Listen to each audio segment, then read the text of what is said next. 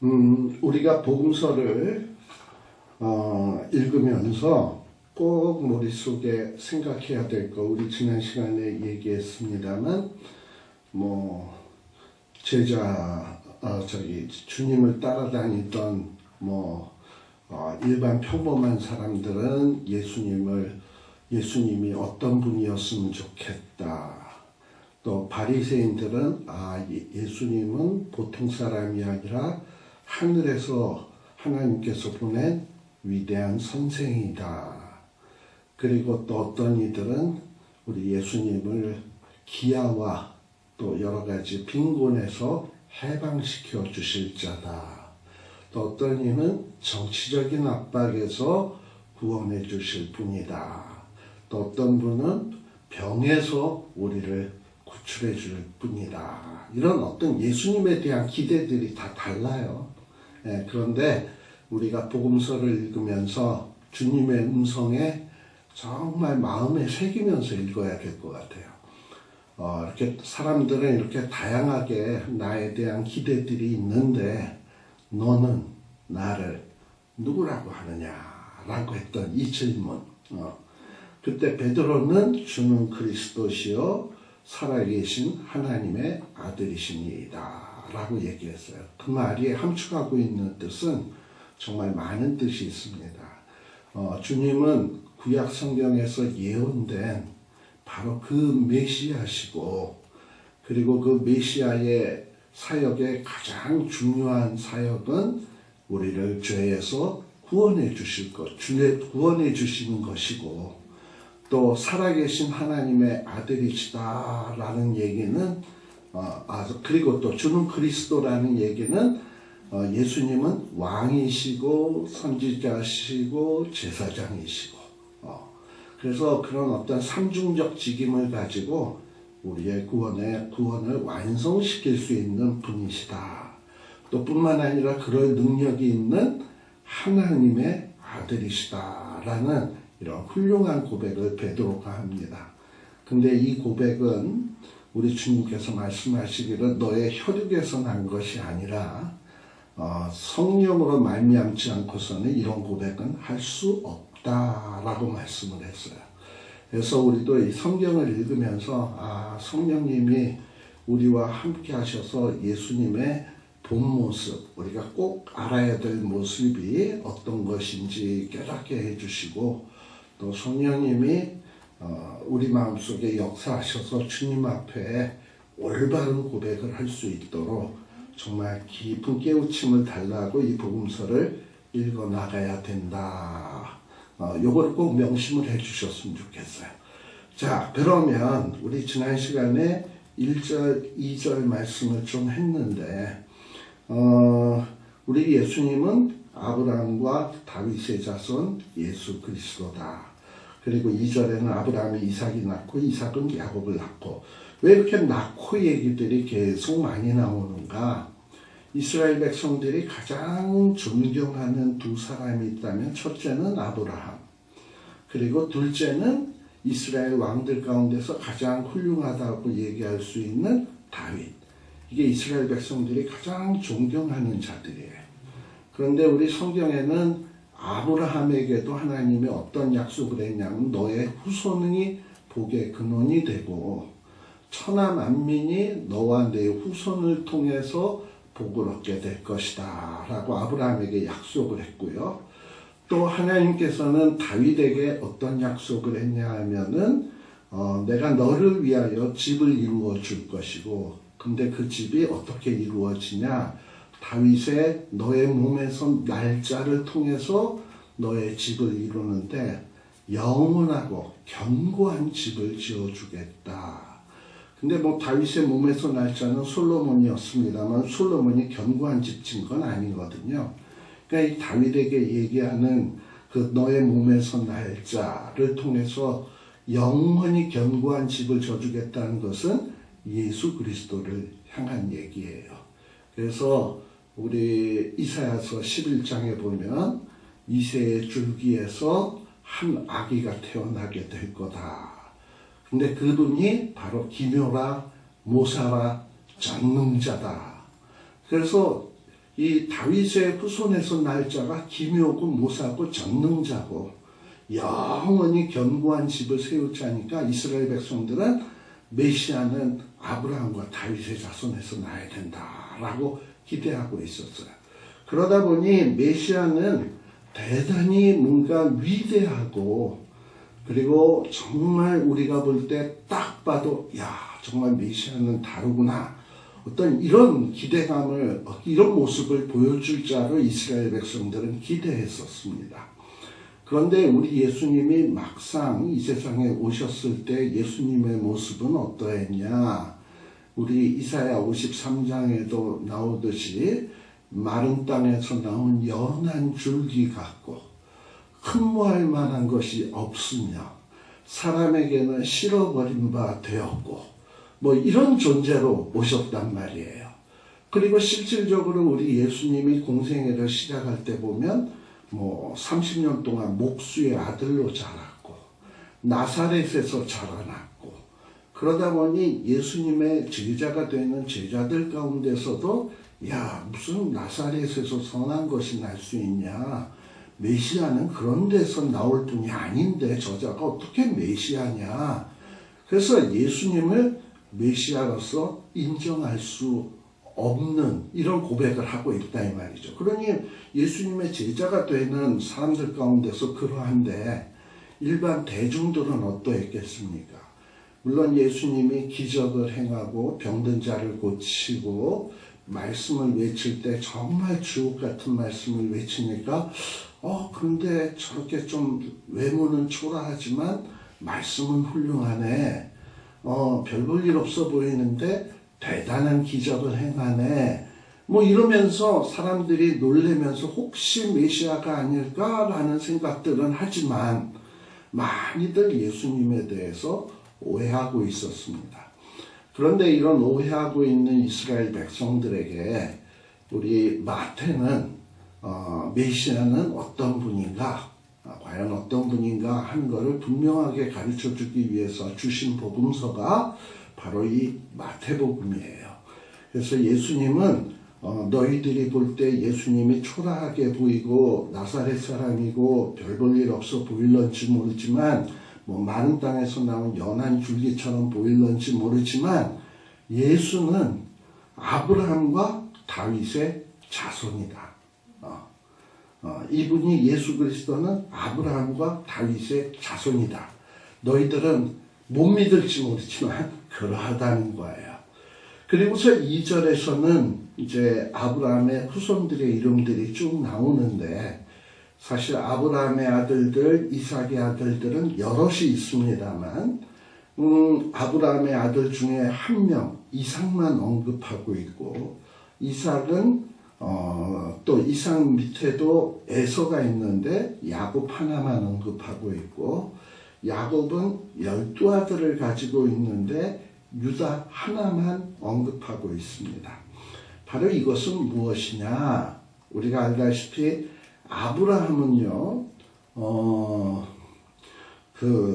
자식이 하나님께서 자식을 통해서 복 주신다라는 약속을 받았어요. 그런데 세월이 지나서 한 100세쯤 됐는데 자식이 없으니까 자식을 못 낳으면 하나님이 약속한 축복도 없는 건데 야 이거 축복을 있게 하기 위해서는 어떻게 해서든지 자식을 낳아야 되겠다 생각을 해가지고 시바지를 들여서 시바지를 들여서 자식을 낳았습니다. 그게 이스마엘이에요. 그러니까 하나님의 축복을 인간적인 방법으로 연속시켜 보려고 했던 자가 아브라함이에요.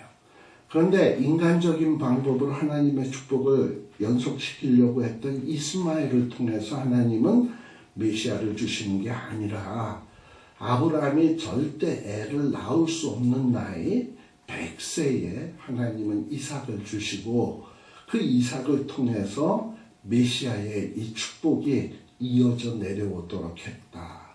그래서 이 메시아는 어떤 인간의 방법에 의해서 오시는 분이 아니고 이 메시아를 통해서 이루어지는 집은 사람에 의해서 지어지는 집이 아니라 불가능하다 할지라도 하나님에 의해서 이어지는 집, 그리고 불가능하다 할지라도 하나님의 방법에 의해서 이어지는 이런 방법을 통해서 메시아가 온다라는 것을 아브라함과 이삭의 관계 속에서 보여주고 있고요. 또 이삭 역시 우리가 알다시피 에서와 야곱이 있었습니다. 그런데 에서와 야곱이 있었는데 앞만 봐도 이삭은 누굴 더 사랑했냐? 에서를 더 사랑했어요. 그래서 자기의 그 장자의 축복을 에서에게 주기 위해서 야곱은 부르지 않냐고 에서에게 나가서 맛있는 거 사냥에다가 맛있는 음식을 해다 달라. 그럼 축복하리라 하고 에서에게 어떤 그런 방법을 지시했지만 그 이삭의 생각대로 일이 착착 진행이 되었냐? 그게 아니라 일이 꼬이게 되고 축복은 누구에게 넘어갔느냐? 야곱에게. 근데 그 야곱에게 넘어간 것은 이미 리브가의 복중에 야곱과 에서가 있을 때 하나님은 이미 약속하셨거든요. 지금 두 나라가 네 뱃속에 있다. 그런데 큰 자가 적은 자를 섬기리라 라는 약속을 이미 주셨어요. 근데 그 약속에 대해서 리브가는 분명히 알았을 것이고 또 그런 태몽 비슷한 하나님의 약속을 받은 리브가는 그런 사실을 이삭에게 전달했을 것이고 또 리브가는 그런 사실을 자기가 사랑하는 아들 야곱에게 이야기를 해 주었거든요. 네.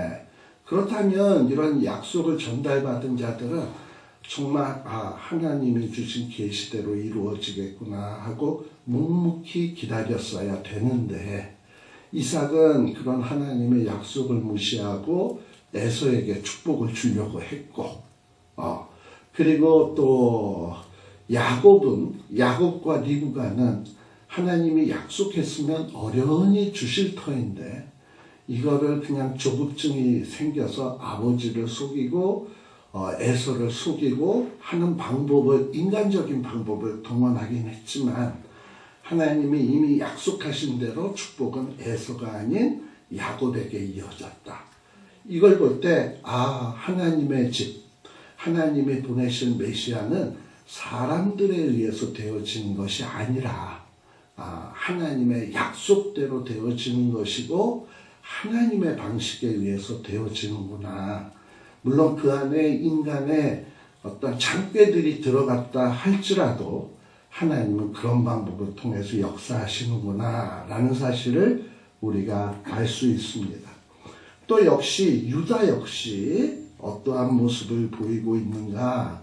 야곱의 아들 가운데도 르우벤이 있고 레위가 있고 시므온이 있고 유다가 있는데 하나님은 이런 장자, 둘째, 셋째를 통해서 메시아가 탄생하게 한 게 아니라 유다를 통해서. 사실 야곱이 제일 사랑한 자식이 있다면 요셉인데 요셉도 아니고 유다를 통해서.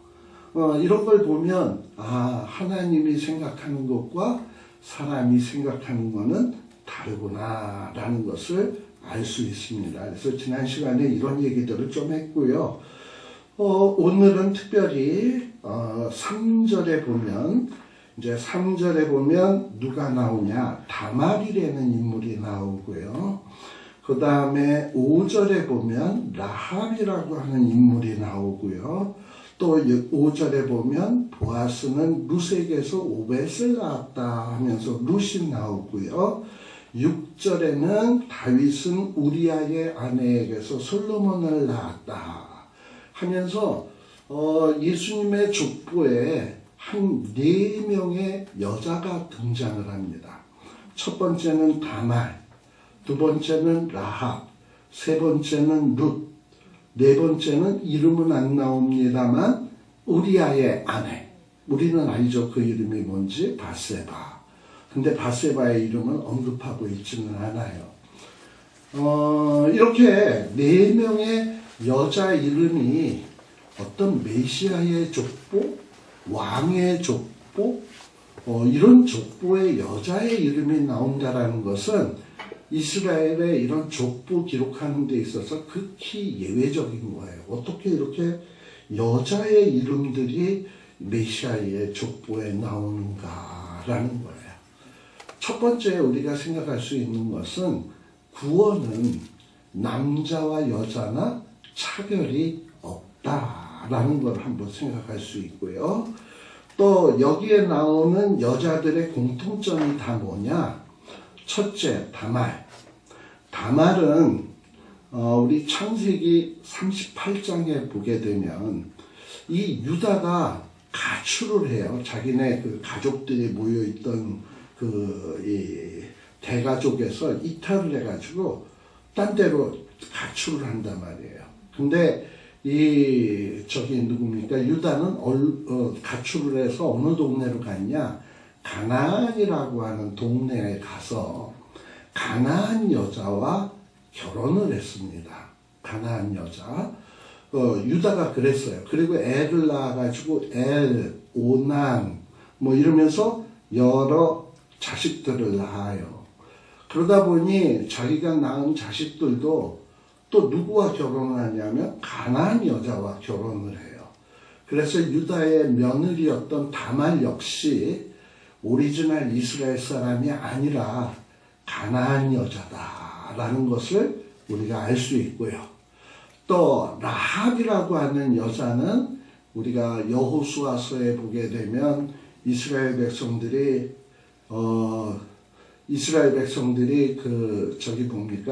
여리고성을 점령할 때 여리고성에서 구원한 받은 여자거든요. 그러니 이 라합은 이스라엘 여자가 아니라 이 가나안 땅 여리고 여인이란 말이에요. 그러니까 이방 여인이야, 라합도. 그리고 또 우리 거기에 보면 보아스는 룻에게서 오벳을 낳았다 그러는데 룻은 여러분이나 저나 잘 알듯이 오리지널 국적이 모압이에요.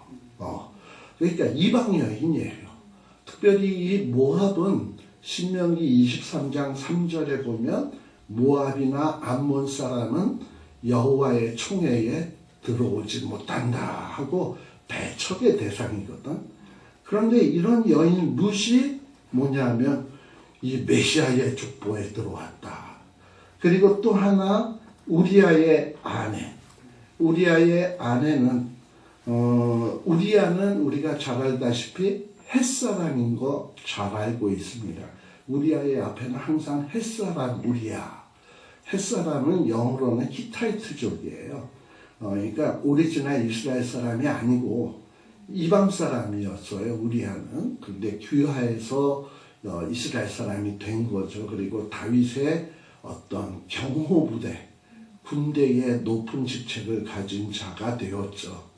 이런 걸 보면 우리아의 아내도 우리 성경에는 바세바가 국적이 어디다라는 얘기는 안 나오지만 남편이 햇사람인 걸 보면 만일에 햇사람 시절에 바세바가 우리아와 결혼했다면 바세바도 햇사람일 확률이 높고요.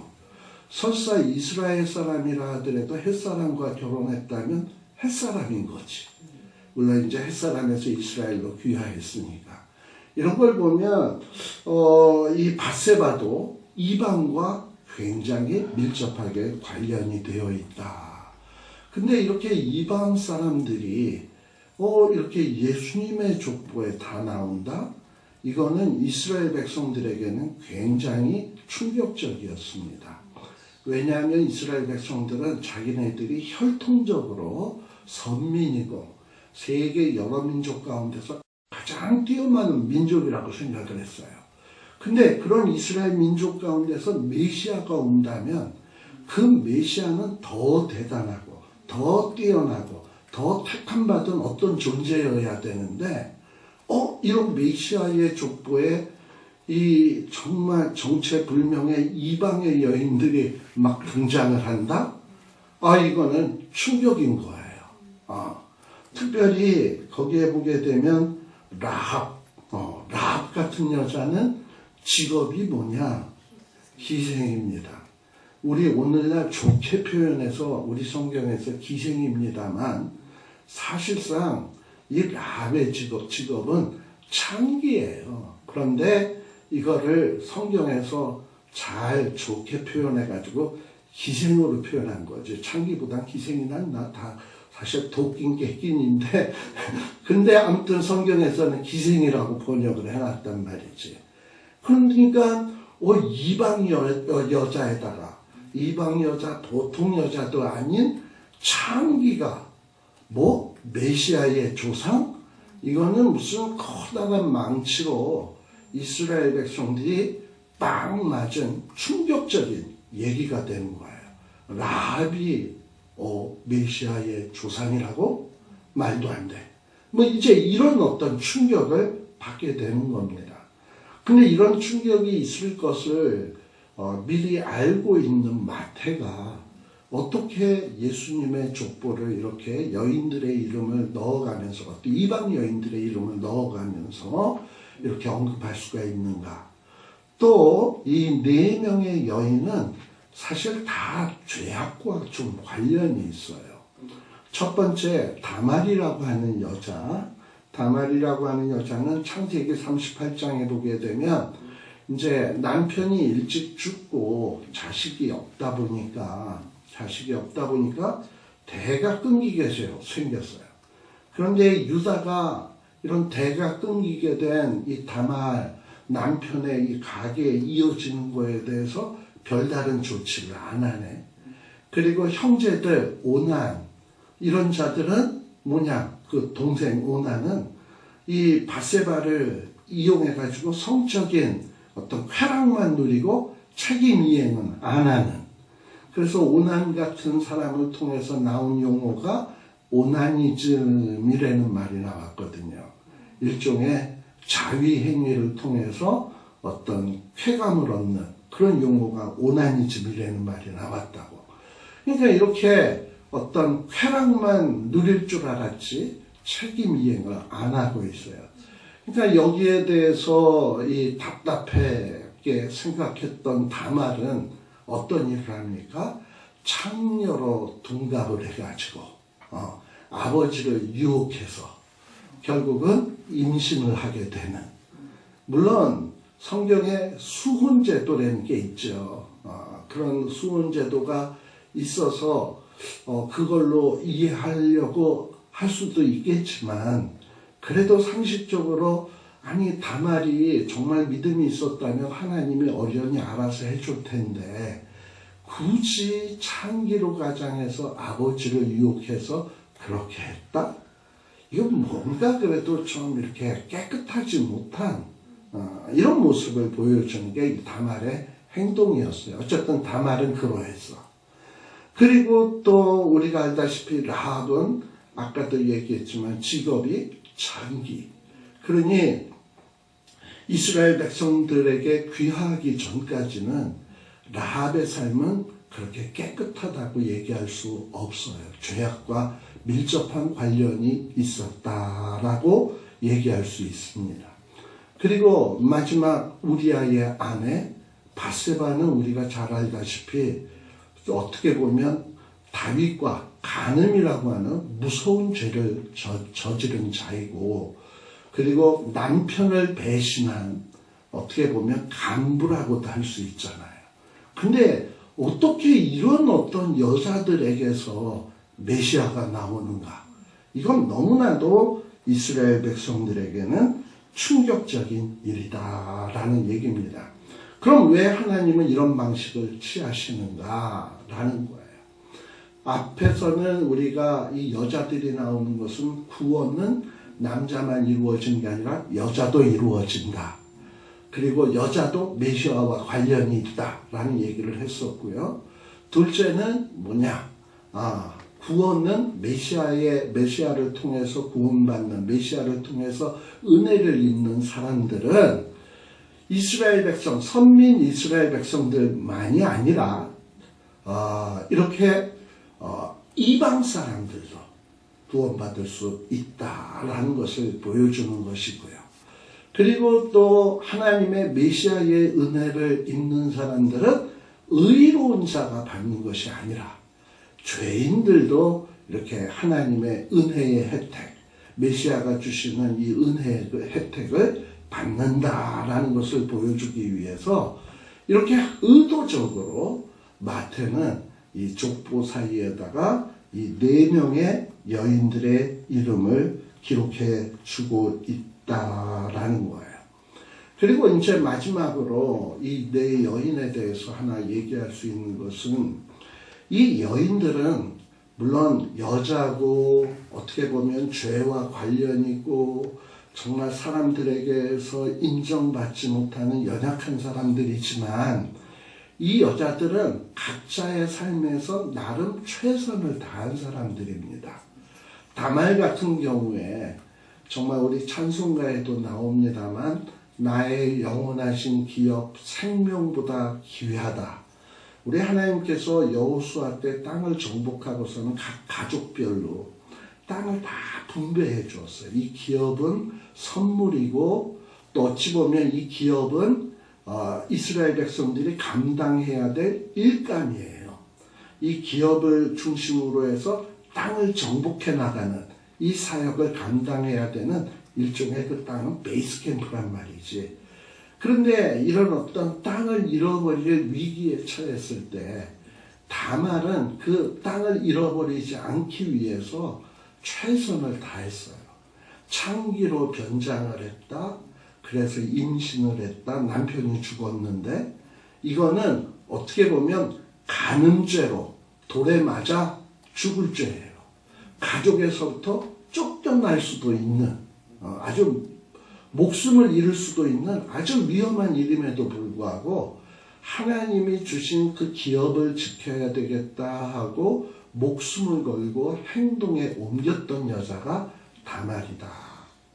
물론 다말은 자기가 그 행위를 통해서 자기가 한 행위를 통해서 결국은 메시아가 나올 것이다. 내가 메시아의 조상 어머니가 될 것이다. 라는 이런 생각은 눈꼽만치도 안 했어요. 그저 하나님이 주신 기업인데 이거 끊어져서는 안 되지. 이거 어떻게 해서든지 지켜야 돼. 내가 목숨을 걸고서라도 지켜야 돼. 그래서 행동에 옮겼던 여자예요. 메시아는 기대도 안 했어. 그러나 자기의 처해진 상황에서 최선을 다할 때 메시아에 대해서 기대하지 않았지만 하나님은 그런 사람들을 통해서 메시아 탄생을 이루셨다라는 거예요. 또 라함 역시 이스라엘 사람들이 정탐꾼을 보냈을 때 저거 이스라엘이 보낸 정탐꾼이로구나. 저 사람들을 내가 영접을 해야 훗날 내가 메시아의 족보에 끼는 메시아의 조상 어머니 가운데 이름이 들어가지.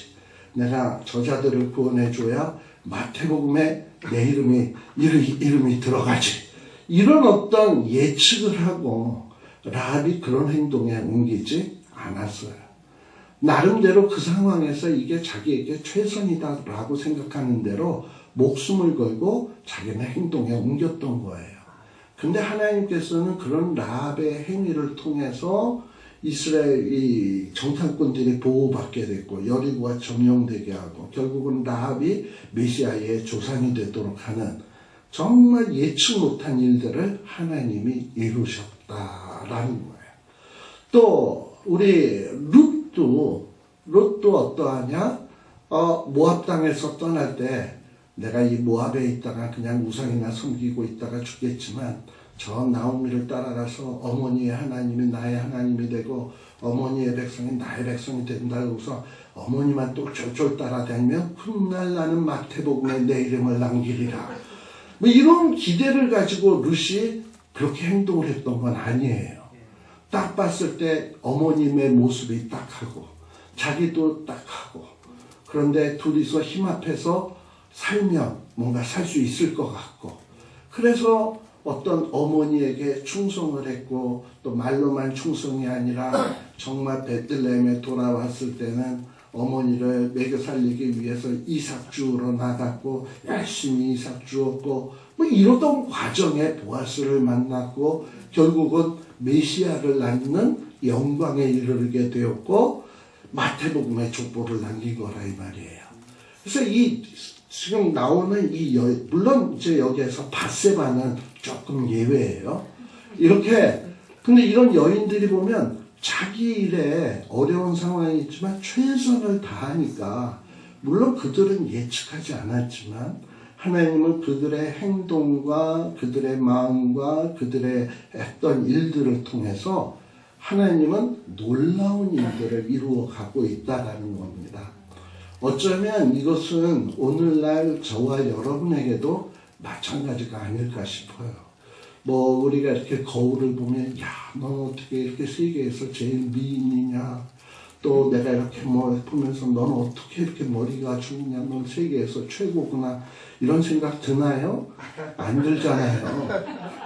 네, 안 들잖아. 뭐 우리는 남과 비교했을 때 뭐 그냥 그렇지 최고 아니잖아. 미모도 그렇고 뭐 실력도 그렇고 지혜도 그렇고 모든 면에서. 그러나 그리고 뭐 또 우리가 뭐 돈이 많아요, 권력이 뭐 빵빵해요, 백이 든든해요. 뭐 어떻게 보면 보통 사람이잖아요. 그러니 뭐 우리 보통 사람이 뭐 이렇게 용을 쓴다고 세계의 역사가 바뀌겠습니까? 지금 한국의 암담한 현실이 지금 우리 모습 속에서 막 쩐다고 이 한국의 암담한 현실이 바뀌어지고 개혁이 이루어지고 나라가 뒤집어지겠습니까? 아니죠. 그러나 우리가 하나님이 내게 주신 달란트는 이거고 나에게 이런 재능을 주셨고 그리고 내가 이거 받은 게 이것이니 나는 하나님이 기뻐하시는 대로 거저 열심히 살겠다. 요따만한 열매가 맺힌다 할지라도 최선을 다해서 살겠다 하고 열심히 하다 보면 내가 예측 못한 일을 하나님은 나의 조그마한 일을 통해서 엄청난 일을 이루신다라는 거예요. 이런 방식으로 메시아가 출현하게 되었다라는 것을 지금 마태는 짤막한 어떤 이 족보의 이야기고 이름들의 나열 같지만 여기에서 다말, 뭐 라합, 룻 이러면서 언급하면 유대인들은 이미 자기 조상들에 대해서 많이들 알아. 그러다 보니까 다말하면 어떤 여자, 라합하면 어떤 여자, 룻하면 어떤 여자, 이래서 뭔가 지금 이 마태가 얘기하는 것들이 공감이 된단 말이죠. 메시아는 우리가 기대했던 그런 뻑적지근하고 대단한 분이 아니라 이렇게 죄인을 구원하러 오셨고 여인들도 구원하러 오셨고 보잘것없는 자들을 구원하러 오신 이런 분이시구나. 어떤 선민 이스라엘만은 아닌 이방인들도 구원하러 오신 그런 주님이시구나. 죄 문제를 해결하러 오신 분이구나 라는 것을 이 짤막한 족보 속에 지금 마태는 이렇게 이야기를 하고 있는 겁니다. 역시 여러분들이 3절에 보면 유다는 다말에게서 누구를 낳았냐? 베레스와 세라를 낳았어요. 이 유다와 다말이 관계를 통해서 다말이 쌍둥이를 낳습니다. 그 중에 한 명의 이름이 베레스, 하나는 세라예요. 다른 지금 아브라함 같은 경우에도 이스마엘은 안 나오고 이삭만 나왔잖아. 야곱도 에서는 안 나오고 이삭도 에서는 안 나오고 야곱만 나왔잖아요. 그런데 갑자기 다말에게서는 유다와 다말에게서는 베레스와 세라 쌍둥이 두 자녀의 이름이 같이 언급되고 있어요. 여러분 베레스와 세라는 누가 장남이고 누가 차남이게요? 세라가 장남이에요. 그리고 베레스는 차남이에요. 거기다 볼펜 쓰시면 안 되고 여기 성경에. 네. 베레스가 차남이에요. 그러면 인간적으로 보면 축복은 어디로 이어져야 되냐 하면 장자 세레에게 가야 되는 거예요. 그런데 지금 베레스가 축복을 받아서 가는 거예요. 그러니까 앞의 내용을 다시 한번 반복하는 거지. 이런 어떤 이스라엘의 법적인 어떤 장자의 축복은 혈통적 장자가 아니라 하나님께서 선택해 주는 자에 의해서 장자권은 유산되는 것이다. 하나님의 택한 자에 의해서 이거를 보여주는 거예요. 세라가 장자이고 베라스가 차남이지만 하나님은 누굴 택하셨다? 베레스를 택했다. 그래서 메시아는 인간의 혈통에 의해서 나시는 분이 아니라 하나님의 선택에 의해서 메시아의 집, 메시아의 나라는 사람이 어떤 전통적인 방법, 혈통적인 방법에 의해서 세워지는 게 아니라 하나님이 지어주는 방법에 의해서 메시아의 나라는 형성된다라는 걸 다시 한번 못 받고 있는 게 요 3절에 유다는 다말에게서 베레스와 세라를 낳았다라고 얘기하고 있는 거예요. 그리고 그 세라 이후에는 헤스론, 람, 아미나답은 나손, 나손은 살몬, 이러고서는 평범한 사람들의 이름이 나와요. 이렇게 대단한 거, 이 사람들은 업적을 이룬 게 없어. 그럼에도 불구하고 하나님이 이런 사람들의 이름을 언급하는 것은 뭐냐? 메시아는 이렇게 평범한 자를 위한 메시아도 되신다라는 것을 또 역시 보여주는 내용이죠. 근데 제가 오늘 좀 번외편으로 라합에 대해서 조금 얘기를 하려고 해요. 5절에 보면 제가 아까 라합이라고 하는 인물은 이스라엘 백성들에게 굉장히 충격적이었다라는 얘기를 했어요. 어떻게 메시아의 족보에 희생이 들어갈 수가, 그때 이방 여인 라합이 들어갔을까? 이것은 충격이었을 겁니다. 근데 이 라합의 이 구약의 기록은 여호수아서 6장 25절이 마지막이에요. 우리 여호수아서 6장은 뭐냐면 여리고 점령 사건을 기록하고 있는 내용이거든요. 그래서 여리고 점령이 끝나고 난 다음에 6장 25절은 무슨 얘기냐?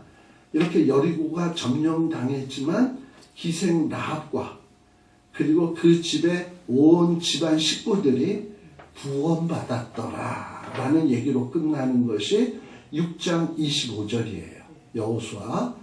그리고 난 다음에 이 라합에 대한 얘기는 구약 어디에도, 여호수아 이후에는 어디에도 라합의 이름은 등장하지 않습니다. 그러다가 이제 이 라합의 이름이 처음 등장하는 곳은 어디냐면 마태복음 1장에서 비로소 등장을 하게 되는 거예요. 그러니까 라합은 굉장히 잊혀져 있었던 인물일 수 있어요. 여리고 때 구원받았더라 끝. 그러고서 한참 뒤에 가서 마태복음에서 딱 등장하는 거거든요. 라합이 아까 그 라합의 남편이 누굽니까? 거기에 보면 라합과 사이몬이 결혼한 이야기도 성경에 기록되어 있지 않단 말이지. 그런 얘기도 기록되어 있지 않은데 어쨌든 이 라합이 잊혀져 있다 퍽 하고 등장하는 거예요. 그러니까 이것이 이스라엘 백성들에게 굉장히 충격적이었을 겁니다. 자, 그런데 여러분들 라합의 인생을 가만히 한번 생각해 보세요. 라합은 인생이 평탄하고 순탄했던 사람입니까? 아니면 라합은 그 인생이 지극히 배에 꼬인 사람입니까?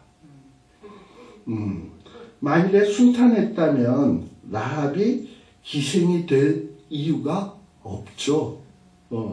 그런데 이 라합은 어떻게 보면 인생이 배에 꼬였기 때문에 어쩌면 어린 시절에, 라합의 어린 시절에 부모님이 돌아가시고 또 자기 동생들 또 나머지 식구들을 부양을 해야 되는데 부모님은 안 계시고, 그러니 어린 나이에 어떤 직업전선에 나가서 돈을 벌어야지만 자기의 가족들을 먹여 살릴 수 있으니까 일하러 바깥으로 나간 사람 아니겠는가. 근데 이 당시에는 여자가 바깥에서 돈을 번다라는 게 이게 쉽지 않아요. 여자에게 짝이 없어. 그럼 여자가 돈 벌 수 있는 유일한 방법이 뭐냐? 이런 기생일, 몸을 파는 일, 이게 돈을 버는 유일한 방법이었단 말이에요. 그래서 아마도 라합은 기생일을 했지만 이 기생일은 생계형 기생이다. 오늘날에 이렇게 기생 비스무리하게 사는 사람들이 있잖아요. 이런 사람들 가운데는 뭐 생계형 희생? 요즘은 그런 거 별로 없고 그냥 다들 타락해가지고 비스무리하게 이렇게 행동하지. 근데 이렇게 고대에는 여자가 다른 할 일이 없으니까 생계형 희생이었다라는 것을 알 수 있어요. 자, 잠시 쉬었다 갈까요? 그런데 제가 이 얘기를 왜 하느냐? 자, 라합이 이렇게 인생이 꼬였다면, 근데 이 꼬인 인생이 메시아의 족보에 등장한다라는 건 또 뭐다?